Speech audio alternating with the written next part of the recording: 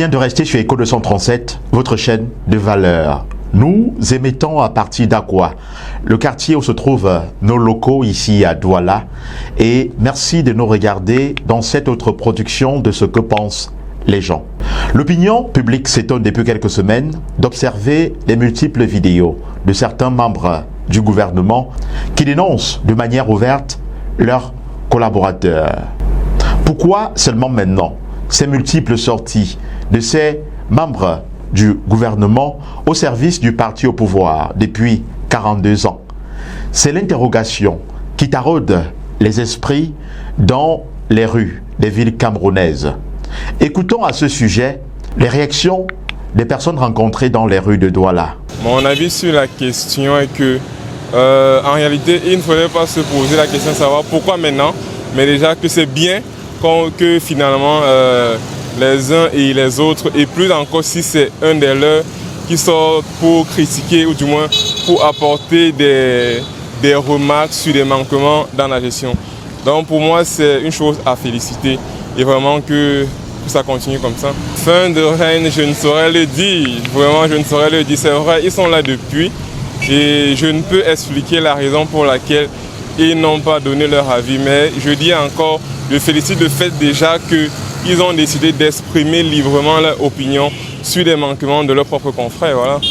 Cette question-là, je pense que c'est un problème de motivation qu'elle s'entremêle un peu les pinceaux en ce moment. C'est juste un problème de positionnement dans le parti. Moi, je pense que c'est tout. Puisqu'ils sont habitués à cette histoire de règne-là et que ce sont des substances riches, je ne pense pas que c'est un problème de règne. Comme j'ai dit, c'est un problème personnel de motivation. Donc, ce n'est que ça. Mais juste que chacun voudrait être mieux nanti comme plus avant. Plus qu'au niveau de, je pense pour ma part, apolitiquement parlant, que c'est un problème d'hégémonie entre les divers membres de l'exécutif du parti. Mais à part ça, je ne pense pas qu'il y a autre chose. Il n'y a d'abord pas de coordination gouvernementale. Et il n'y a pas de sérieux de tout ce que les gens font. Les gens ont cherché des diplômes pour occuper des postes, des grands postes, avoir de l'argent.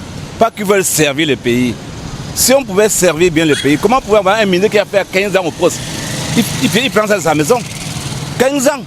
Non, ce n'est pas normal. Vous trouvez un délégué du gouvernement qui doit être natif du coin. Pourquoi un délégué du gouvernement ne peut pas être un beau? Pourquoi il peut être un Yabassi? Pourquoi il peut être un... Je ne sais pas moi. Il y a beaucoup même qui ne souhaiteraient plus être membre de ce gouvernement. C'est parce qu'il est interdit de démissionner au gouvernement. Les gens souhaiteraient même démissionner. Normalement, un monsieur qui travaille normalement, après c'est un temps démissionner pour montrer de quoi il est capable. Quand quelqu'un reste sur le plan ministre des Finances, mais il n'a rien prévu qu'il pouvait créer quelque chose. Non, rien. Quelqu'un qui la Caisse nationale de prévention sociale, directeur général, pour être ministre des Finances pendant 15 ans. Mais vous trouvez ça comment? Il est même fatigué, c'est pas qu'il ne peut pas démissionner. On fait de règne.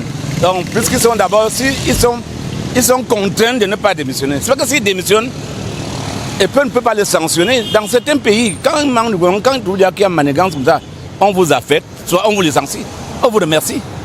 Est-ce que c'est l'argent qui manque à l'État de remercier certains cadres du parti, du gouvernement? De la mauvaise volonté. C'est une combine.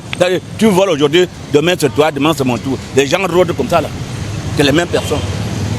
Vous avez trouvé que ce sont les mêmes gens qui donnent les motions de soutien. Mais vous trouvez quelqu'un qui a démissionné d'un parti il y a 10 ans, il revient aujourd'hui, il donne une motion de soutien. Mais vous trouvez que c'est quel genre de personne? Il avait démissionné pour faire quoi? Il n'avait aucun plan d'action. Il pensait en démissionnant être opposant avant les clés. Disons, comme certains membres du bureau politique disent souvent, c'est les derniers jours dans la guerre entre les collègues ministres et directeurs.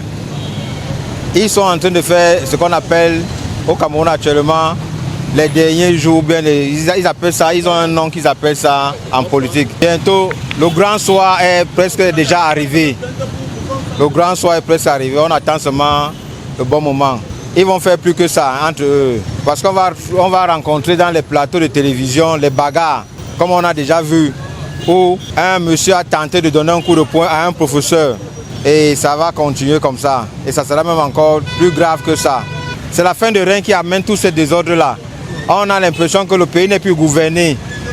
Donc il n'y a plus un chef qui maîtrise tous ces gens-là et qui peut taper la main sur la table pour essayer de mettre un peu de l'ordre dans ce qu'ils font.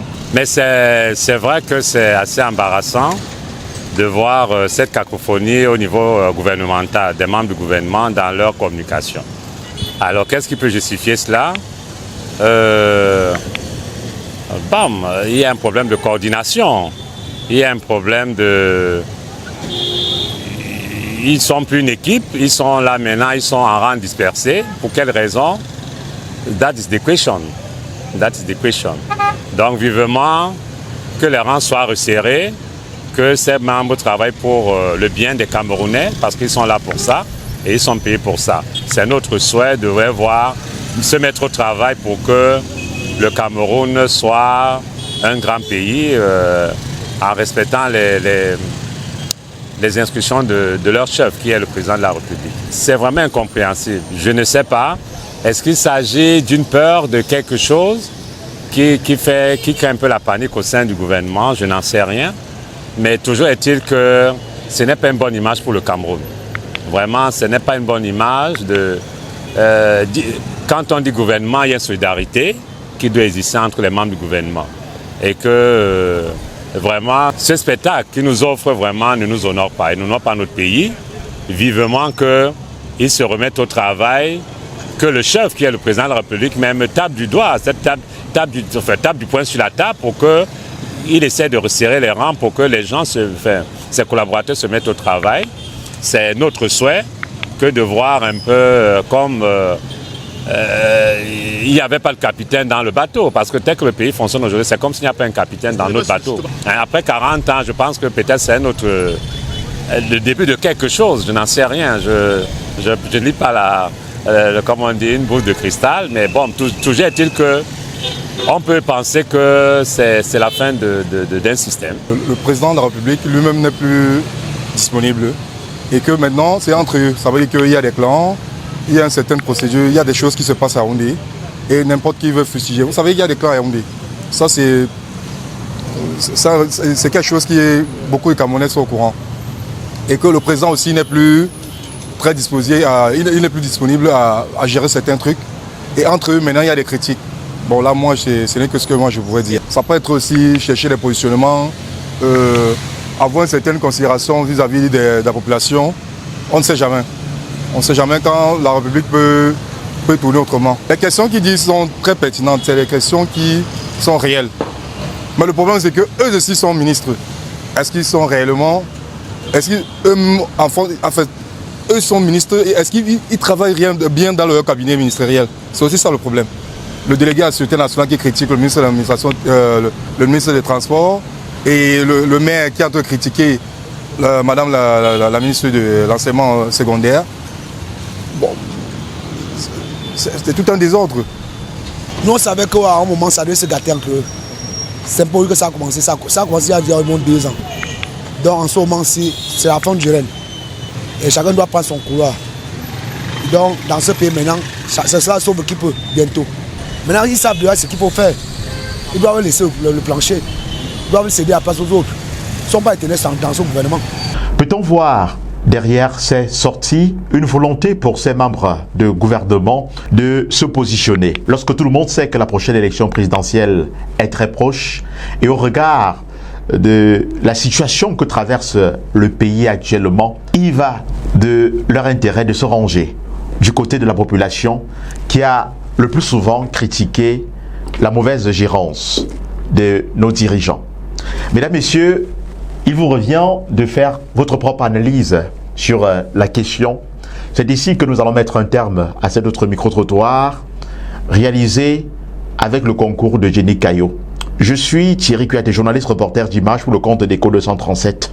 On se retrouve très prochainement. Obama Design, l'expertise avérée dans les BTP, une entreprise spécialisée dans la conception des plans architecturaux, la conception des plans de construction 2D et 3D. Vous y êtes. Obama Design, la référence internationale dans l'étude, la conception et la réalisation des bâtiments et travaux publics accessibles à toutes les classes sociales. Obama Design, c'est l'entreprise dont vous avez besoin pour des travaux de finition, de décoration et d'aménagement de vos constructions. Obama Design, c'est une équipe d'ingénieurs et techniciens en BTP qui s'active quotidiennement pour que chaque client soit livré clé en main et dans les délais. Obama Design, lorsque votre rêve devient une réalité.